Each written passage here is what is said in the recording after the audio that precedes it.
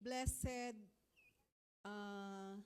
first Sunday of the year 2026. Batiin nyo nga po ang mga katabi nyo. Happy New Year! So, excited na ba sa naghihintay sa atin this year? Amen?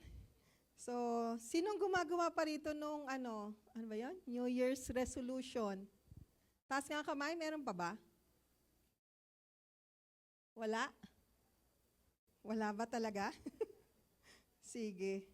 So, our topic for today, first things first. God more than everything. Sabihin nyo nga po yan sa katabi nyo. First things first. God more than everything. Sister, brother. So kanina, more on tayo, no? Naghingi tayo ng tawad sa mga hindi natin nagawa last year. At yung forgiveness, even our coming back to our first love, or yung sabi doon sa kanta na napakinggan natin doon sa dalawang mga kabataan, I'm coming back to the heart of worship. So, ang main text po natin, Matthew 22:37 to 38. Tayo nga po tayong lahat para basahin ng sabay-sabay. Matthew 22:37, 38, NIV version. Jesus replied, "Love the Lord your God with all your heart and with all your soul and with all your mind. This is the first and greatest commandment." Amen. Salamat po aming Ama sa iyong salita. Ikaw po ang magsalita, gamitin mo lang ang aking tinig. Ano man nga po ang kakulangan, ang kailangan ng iyong mga anak, alam namin na ikaw ang magpupuno nito, Panginoon. Salamat po sa pagkilos mo sa umagang ito, sa iyong kapangyarihan. Banal na Espiritu Santo, kumilos ka nga po. And let your anointing flow upon your servant, O God. Just use me. At ikaw po ang makita, O Lord. Sa pangalan ni Jesus. In Jesus' name we pray and we give thanks. Amen. Sige po. So as we enter a new year, many of us feel the need for a fresh start. Amen ba yon? Meron ba dito na nagpa-makeover? Ano ba yun? Reband? Nagpaayos ng buhok? Nagpaayos ng mukha? Nagpaayos ng katawan? Nagpamassage? Para naman, sabi ng iba, ipagpag na natin yung mga pangit o yung mga mabibigat ng last year. Especially yung mga nag-divine encounter last December 29 and 30, no? So naniniwala ako dun sa mga ibang daughter churches natin, marami silang mga inuwi na sharing, testimonies na kumbaga yung nandun pa lang tayo sa Magallanes noong 30 na pauwi, ang dami na nilang hindi na magkasya yung kanilang mga nais na sabihin. Sa sakyan pa lang, nandun na yung pagpapasalamat nila, yung nakita nila, naranasan nila yung pagbabago na ginagawa ng Diyos sa buhay nila. And ang dalangin ko na manatili iyon at magpatuloy. Kasi ang Diyos ay hindi pa tapos sa atin. Ang Diyos ay patuloy na nagnanais na tayo ay mapalapit sa Kanya. So,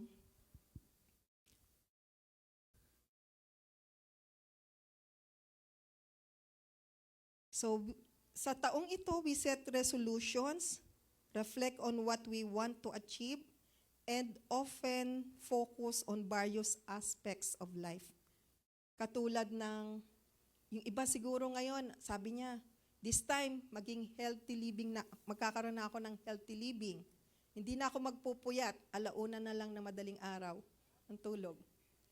Yung mga naglalaro dito, wala na bang napupuyat? Mga nanay, mga kapatid? Huwag natin sayangin yung oras, ano? Kasi every time na kumukulang yung oras natin sa tulog, nababawasan yung ating buhay dito sa mundo. Kaya ang sabi nga, kung kulang ka ng oras ng tulog kagabi, dapat mamaya, pero hindi nangangahulugan na pwede na kayo matulog ngayon, ha? Nandito tayo para makinig ng salita ng Diyos. At kailangan, siguraduhin mo sa sarili mo, may mayuuwi ka. Amen ba? Kaya lahat tayo ay mare-recharge today. Amen? So, yung iba naman, yung relasyon nila, kasi masyado siyang naging busy sa trabaho. So, ang niya ngayon, ang desire niya, na mas marami siyang oras sa kanyang pamilya o sa kanyang anumang relasyon na meron siya. Ganun din naman, yung career goals. Pwedeng yun ang nais nilang ma-achieve, no? O yung nakikita nilang kailangan na mag-focus. Or pwede naman yung personal growth.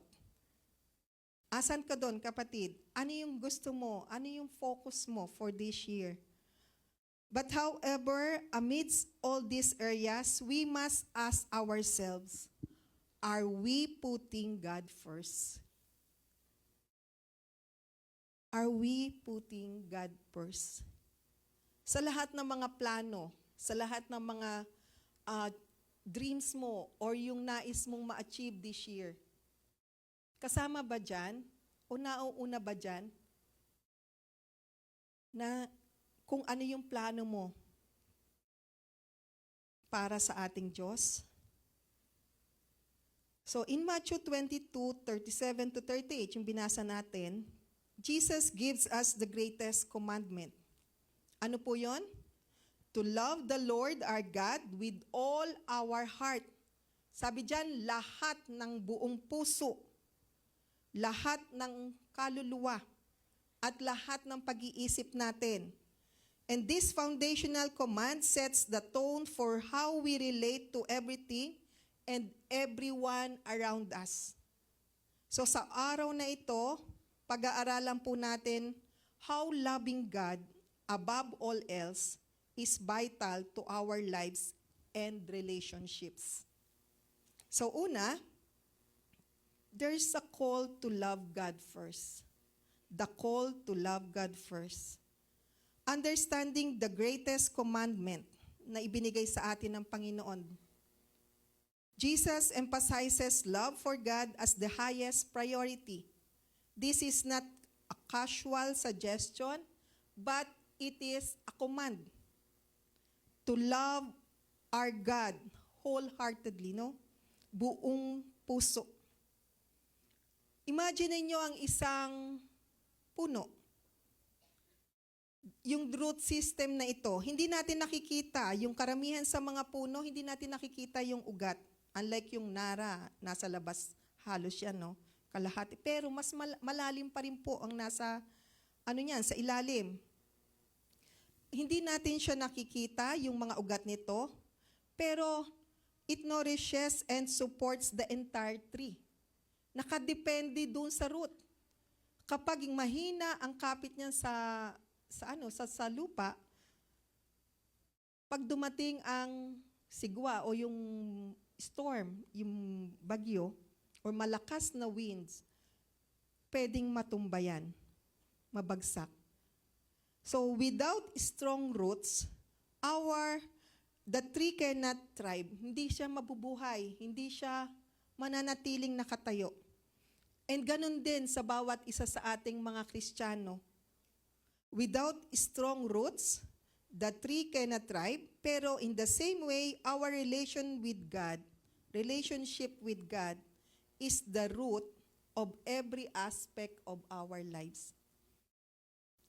Kung sa puno, yung ugat ang pinaka-importante dahil siya yung nag-absorb. Siya yung nagdadala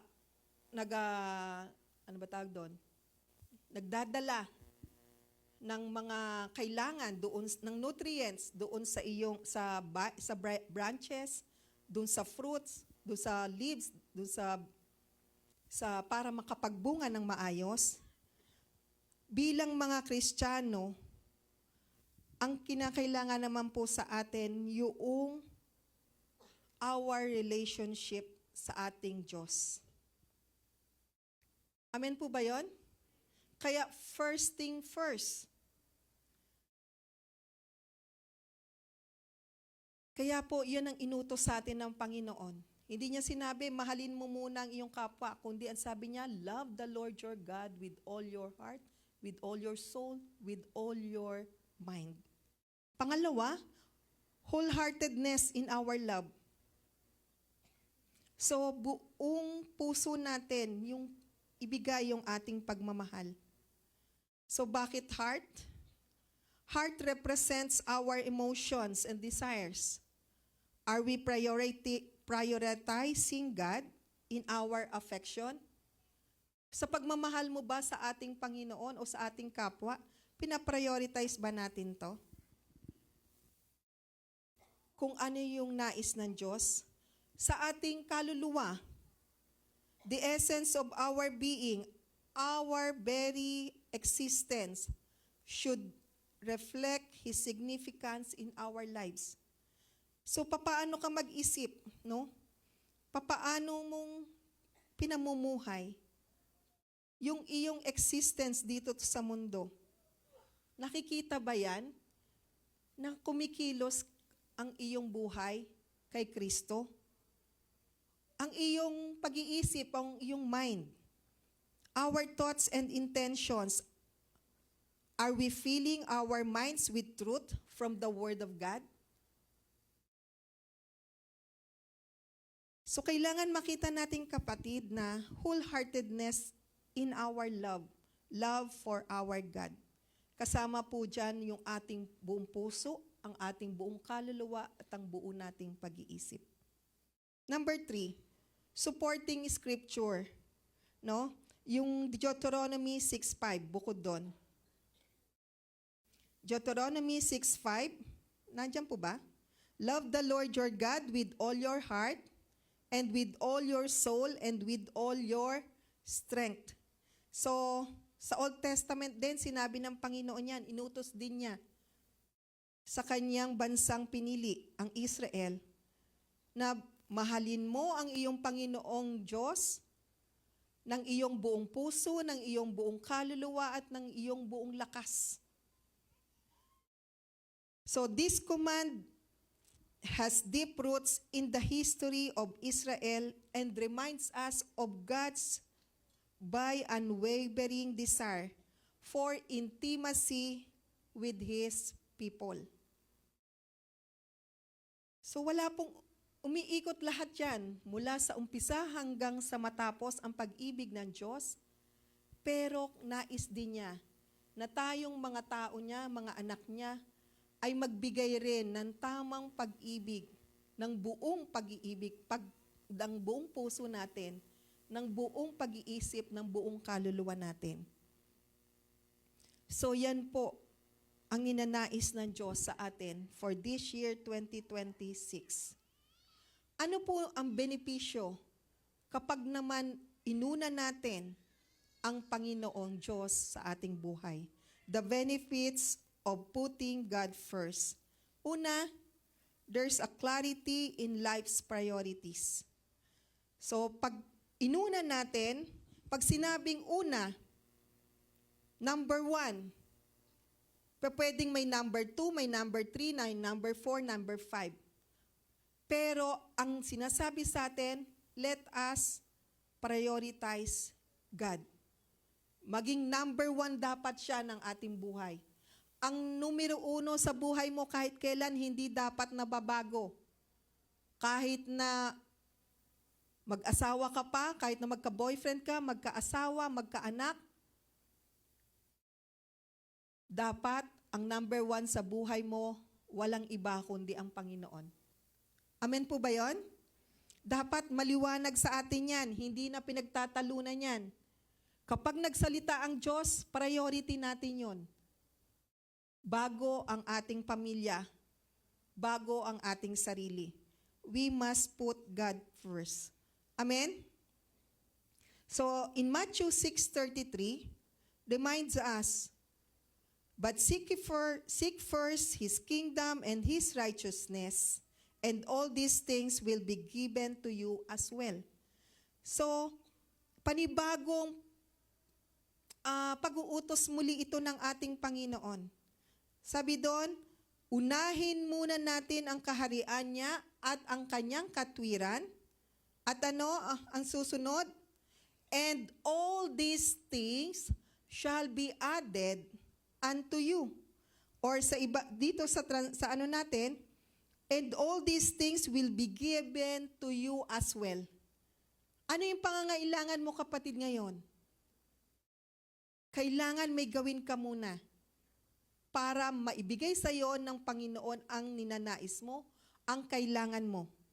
We must seek first His kingdom and His righteousness. Amen po ba yun? So, imagine niyo ang isang jar. So, hindi lang ako nakalimutan ko po, sorry. Isang jar na puno, no?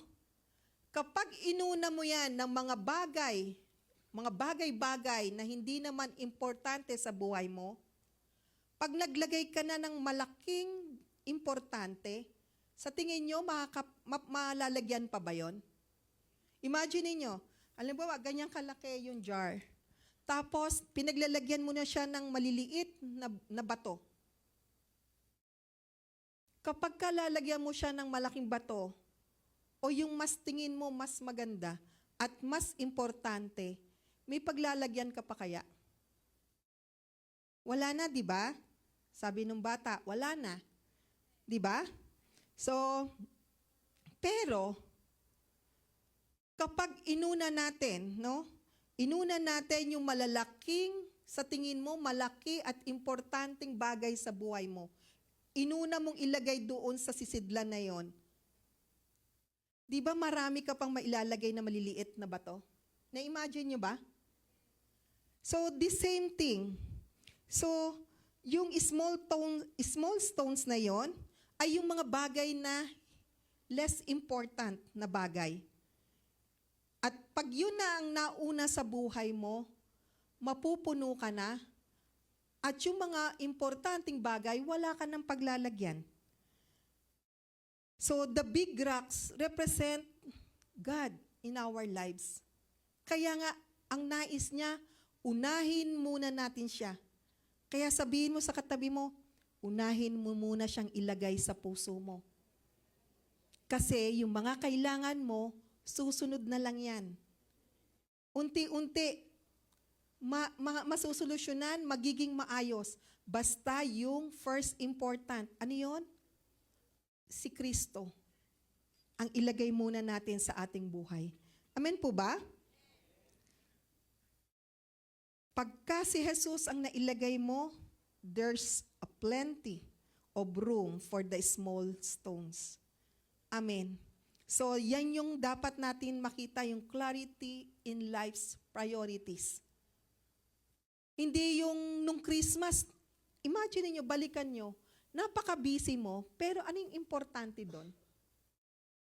Na natapos. Or kahit na gaanong ka-busy o gaanong kahirap, kapagod ang nangyari sa'yo, punta ka dito, punta doon, pero kung hindi yan ang pinagagawa sa'yo ng Diyos, hindi nauuna ang Diyos sa'yo, sayang. Parang okay lang na hindi mo nagawa. Tama ba? Pero kumukuha ng lakas mo, kumukuha ng oras mo, kumukuha ng malaking resources mo.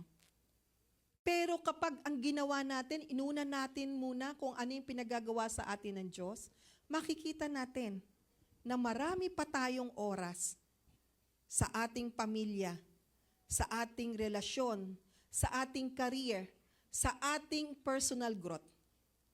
As long as Jesus, the number one priority of your life. Amen po ba yun? So that is the clarity in life's priorities.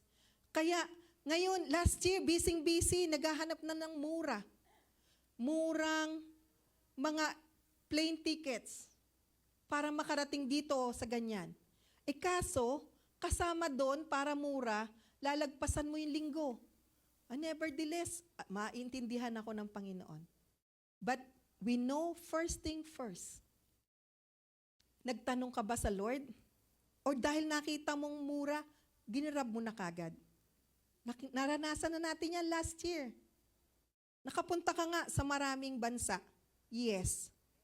But is it the most important? O marami kang na-miss na pinagagawa ng Diyos? This year, hindi na po mangyayari yon. Dahil uunahin natin si Jesus. Amen ba yon? Let us prioritize God. And all the things we need will be given to us. Amen? Yung lakas mo, yung health mo, yung karir mo, kasama yan, magiging maayos. Ang importante, maayos muna ang relasyon mo sa Diyos. At yung mga relasyon mo sa kapwa-tao, susunod na lang yan. Amen po ba? Kaya sabihin mo sa katabi mo, unahin mo muna ang relasyon mo sa Diyos. Amen ba? Siya lamang po ang nag-iisang rock na di matitibag, na di magbabago kahit kailan. Kaya pag nasa atin siya, anumang problema ang dumating this year, pwede natin siyang welcome with gladness. Amen? Kasi daraan lang siya.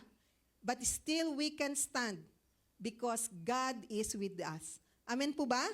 So, pangalawa, transformation relationships or transformative relationships. So, healthy relationships stem from our relationship with God. As we understand His love, we can love others better. So, bakit hindi mo mamahal-mahal ang asawa mo? Na hanggang ngayon, hindi pa rin sa tingin mo, hindi nagbabago. Kapatid, ang sinasabi sa iyo ng Panginoon, iayos mo muna ang relasyon mo sa Diyos. Dahil ang Diyos ng pag-ibig ang magbibigay sa iyo ng unconditional love. Para diyan sa asawa mo, sa mga mahal mo na hindi mo mamahal o yung mga tao sa paligid mo na hindi mo mamahal. As long na kumpleto yung pag-ibig mo na nagmumula kay Jesus, siya po ang magbibigay ng pag-ibig na yan. Amen ba? So, ulitin ko. Healthy relationships stem from our relationship with God.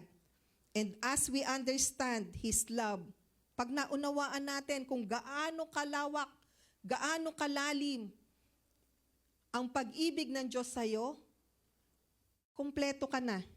At yung pag-ibig na yan, ang magdadala rin sa'yo o gagawa rin ng paraan, ng way, para ikaw din ay umibig ng mas maayos para sa iyong kapwa. Amen? Kahit na sa hindi kaibig-ibig. Diba? Sino yung mga taong ito? Mong wala kang ginagawa, pero nakikita ka pa lang, parang nakasimangot na. Hindi mo alam kung ano yung problema niya. Pero you can love them. Amen? Because of the overflowing love na ibinibigay niya sa atin sa bawat araw. Amen po ba? Ang sabi sa 1 John 4:19, nandyan po ba? 1 John 4:19, we love because He first loved us. Makakapagmahal tayo dahil ang Diyos ang unang nagmahal sa atin. And bilang mga anak niya, alagad niya, gagayahin lang natin. Because our God or Jesus is the best example. Amen po ba? So our ability to love others flows from the love we have received from God. At hindi ka magkukulang ng pag-ibig this year. As long as Jesus is your first love. Siya ang uunahin mo sa lahat ng pagkakataon sa iyong buhay. Amen po ba? Hindi asawa nyo, hindi anak nyo, hindi magulang nyo, hindi mga tao sa paligid nyo. Kundi ang uunahin nyo ay ang pag-ibig ng Diyos. As long na maayos na kayo, yung pag-ibig nyo sa Diyos, magiging maayos na ang ating relasyon sa ating kapwa. Nagkakaunawaan po tayo? Amen. Number 3, peace and contentment. Kapayapaan at kakontetohan. Putting God first brings peace. Totoo po yun. And Philippians 4:6-7, Philippians 4:6-7. Andyan po ba? Hindi nakuha. Ephesians 4.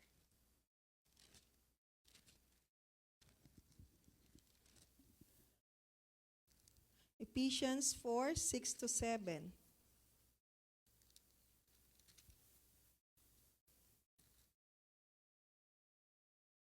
So sabi dito, be anxious for nothing, but in everything, by prayer and supplication, with thanksgiving, let your requests be made known to God. And the peace of God, which surpasses all understanding, will guard your hearts and minds through Christ Jesus.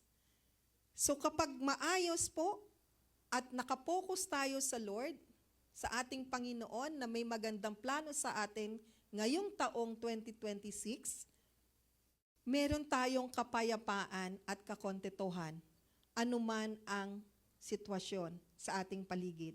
Amen po ba? So let us not be anxious for nothing, but to present our request to God, leading to a peace that transcends understanding. Amen. So, next, realigning our hearts. So, paano natin re-realign? Iaayos ang ating puso. May mga practical steps to put God first. Una, let us have our communication, our personal devotion, or daily devotion sa ating Panginoon. Set aside time each day for prayer and reading scripture to center your heart to God. Kaya kailangan natin na bago pa lang tayo humarap sa mga pagsubok, sa challenges ng buhay, unahin muna natin ang ating pakikipagniig sa ating Panginoon. Amen? So through prayer and reading His scripture. Amen. Pangalawa, ano pa po yung steps to put God first in our lives? Worship. Pag sinabing worship, hindi lang po yan yung pananambahan o pagtaas natin ng kamay o yung pagpupuri sa Panginoon. Kasama po ng worship ay yung mga bagay na pag-attend natin ng mga services katulad nito, listen to worship music kahit na nasa opisina ka. Yung instead na nag-ano ka lang doon, ang tawag dito, nagtatrabaho, pwede naman, kung hindi mo naman kailangan may kausapin, magandang nakikinig ka. Kahit na nagluluto ka, nasa bahay ka, we can listen to worship music and engage in acts of praise. Kahit na nasaan ka, nasa trabaho ka, nasa eskwelahan ka, nasa bahay mo ikaw, nasa sasakyan, we can say, thank you Lord, sa ginagawa mo po sa aking buhay. Salamat po sa nangyaring nagdaang taon. Salamat sa kabutihan mo. And through this, nare-realign yung ating puso na itatama. Amen po ba? And service. Look for ways to serve others, recognizing that service to others is a form of serving to God. So ganun din, lahat ng ating ginagawa para sa ating kapwa ay ginagawa rin natin sa ating Diyos.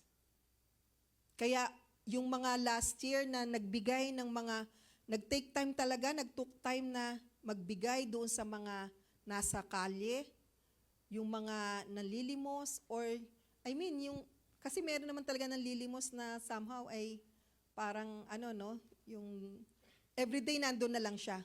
Pero ibig sabihin, nung araw na yon nakita mo siya at nangangailangan ng tulong, nag-abot ka, so ginawa natin din daw yon sa ating Panginoon. At alam ko na nalulugod ang Diyos kapag tayo ay nagsiserve sa ating kapwa. So yan po, at marami pa actually iba. So yan lang ang ating naisabi, no? So ano pa? Yung support system. Surround yourself with people who encourage you in your faith journey. asawa mo, kapwa mananampalataya, kapatid mo sa cell group. So, tingnan natin yan. Surround yourself with people who encourage you in your faith journey. Hindi yung mga nagdi-discourage sa'yo. Join a small group. So, sino pa po ang walang small group dito? Meron pa ba? So, lahat tayo belong na sa small group. So, pagbutihin natin yan at lagi tayong mag-attend. Wala na pong nauuna pa doon sa usher sa labas. Kasi tumatakas na para hindi makapag-cell group, makapag-small group. Lahat tayo ay pupunta na sa ating cell leader o facilitator. Amen ba yon? So wala nang takasan this year. Amen ba? Hindi yung hinahabol pa ni cell leader, nandun na sa time, time zone. Or doon sa kainan kasi nagugutom na daw. So tingnan niyo nga yung mga katabi niyo kung gising pa yan. Ha? So, kailangan ng support system. Kaya pagka umupo kayo dyan, siguraduhin may katabi kayo. Kasi walang gigising sa inyo. Baka mamaya bigla ko kayong patayuin, ikaw na iwan. Masubuan tuloy kita ng bato. Yun ang biroan namin sa DE eh. Kaya wala pong natulog sa kanila. Kasi pag nasubuan sila ng bato, baka daw sila maging Darna. So, baka dito magkaroon ng ganun, ha? Mag-ingat kayo. Okay. So, kailangan natin ng support system. Sabi nga, no man is an island. We need each other to encourage, to strengthen each one. Amen po ba? So,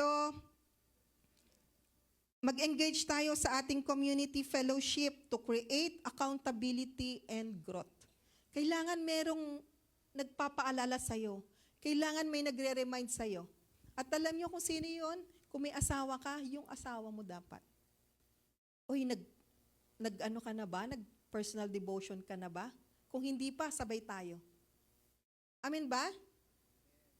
Mga mag-aasawa? So let us support each other para mangyari ang kalooban ng Diyos for this year, 2026. Amen? And reflect.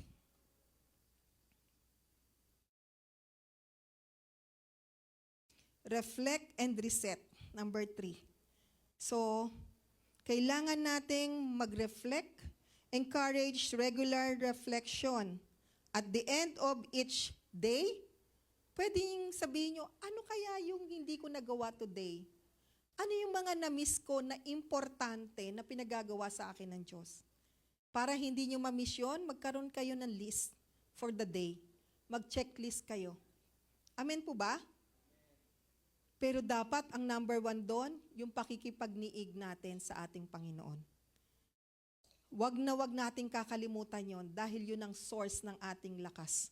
Amen po ba? Gaano ka man ka-busy.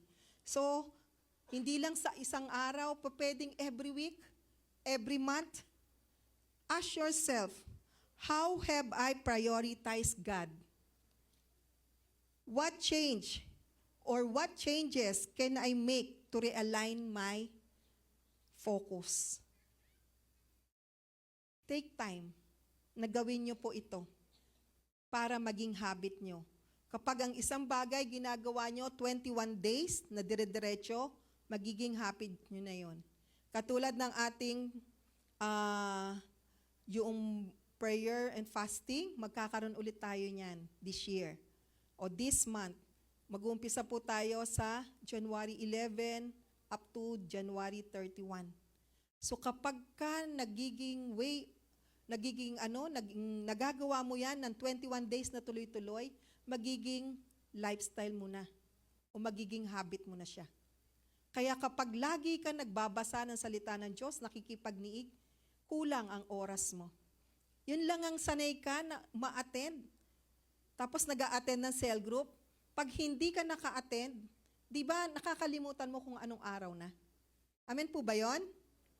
Pero wag nating ine-neglect yung sama-samang pananalangin, sama-samang pagkipag-fellowship, kasi po ito ay nagdadala ng kalakasan sa ating espiritu. Amen po ba? So, put God first. Sabi nga sa 1 John 5:21, ito po ay parang warning sa bawat isa. So, dear children, keep away from anything that might take God's place in your hearts. Kapag yung mga bagay na yan o yung mga tao na yan, sa tingin mo, sa halip na mapalapit ka sa Diyos, mapapalayo ka, iwasan mo na. Bago ka pa magsisi. Bago ka pa mawala sa ating Panginoon. Amen po ba? So, nakita ko po itong parang ano siya, doon sa isang quiet time ko na matagal na. So, nung December 2003, comment address to na ginawa. So, to undergrads at Biola University. Ewan ko kung may nakakakilala sa inyo, kung 1990s to, yung Veggie Tales, na co-creator nito yung Phil Vischer, tells the real-life tale of how his incredibly successful animation enterprise was sold to the highest bidder as the result of a brutal legal battle. Ano yung legal battle na ito?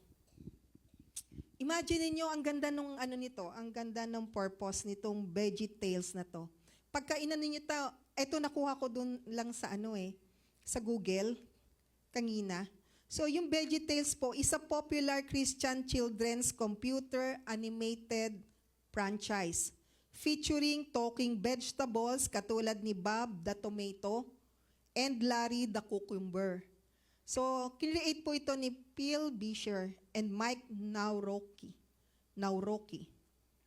Anong tinuturing to? Yung that teaches life lessons and Bible stories through humorous pop culture, parodying songs, and skits. So, maganda siya. At nag-umpisa ito ng 1993 sa VHS pa. Ewan ko na may nakaabot nito, yung VHS. So, ako, hindi na namin mapanood yung kasal namin kasi nasa VHS pa. Wala nang player na ganon, di ba? So, ngayon, nasa computer na halos lahat. So, ito VHS pa. And maganda sana na idudulot. Pero alam nyo kung ano nangyari dito? Naibenta siya. So, everything he had worked for was gone. Nasayang, nabaliwala. Na minsan, napakalaki at maraming pera ang naipasok sa kanya. Pero, the cute characters he and his partner had given birth to and nurtured were now owned by someone else. So, nawala sa kanila.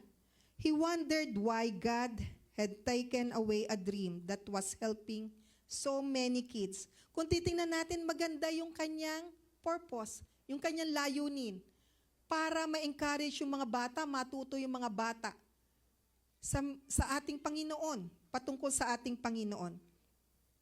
Pero alam niyo kung bakit? Ito ang sinabi sa kanya ng Diyos. Kasi ang tanong niya, he wondered why God had taken away a dream that was helping so many kids. Sabi dito, if God gives you a dream and breathes life into it and shows up in it, and it dies. So, ibig sabihin, alam mo, sa umpisa, ang Diyos ang nagbigay niyan.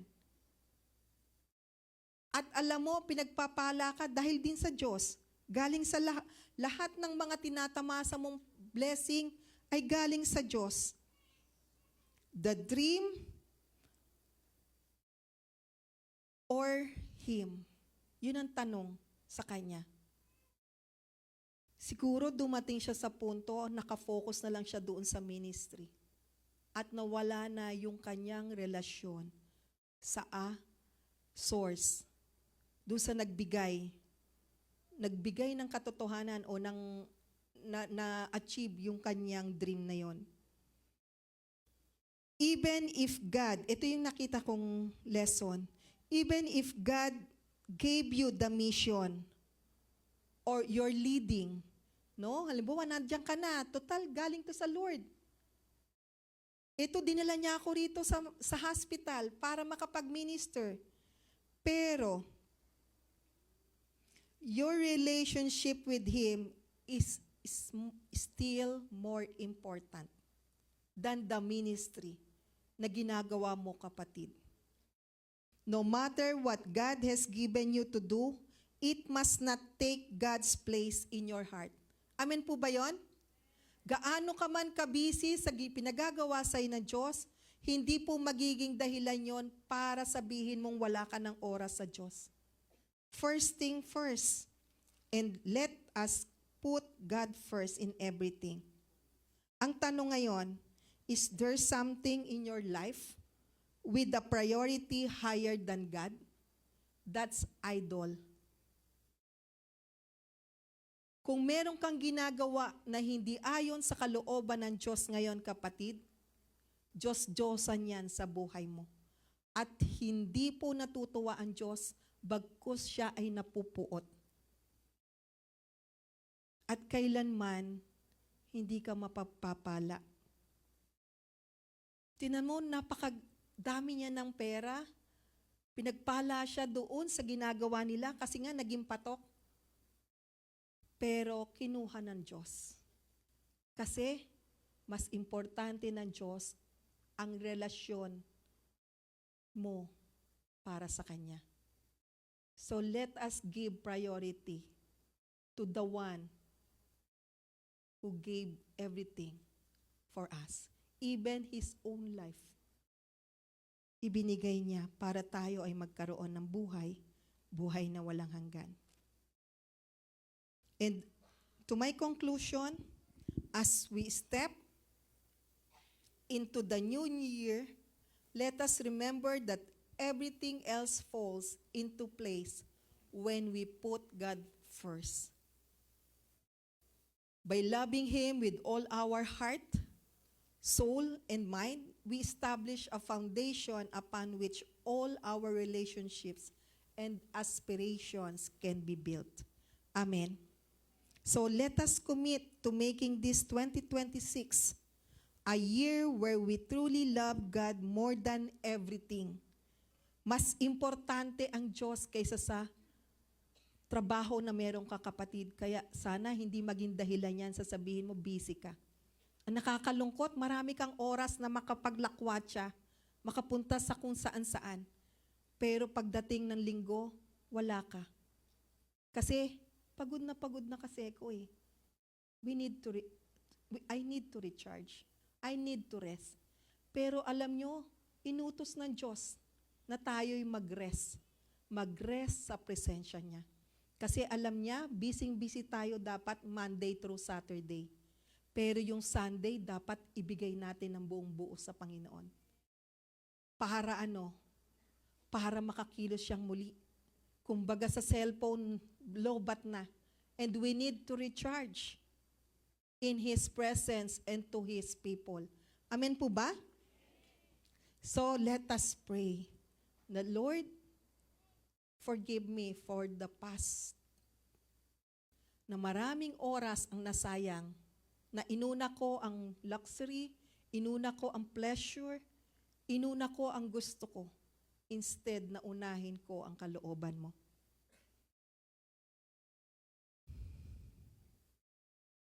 God deserves our best, and the reward of a life focused on Him is beyond comprehension. You challenge God today. If you put God first in your life, makikita mo ang malaking difference. Lahat ng bagay na hindi mo kayang magawa, ang Diyos na ang gagawa sa iyo. Na walang kahirap-hirap, there's no struggles. Amen ba? Amen. So let us pray for the strength, commitment, and the deeper love for our Lord. Amen.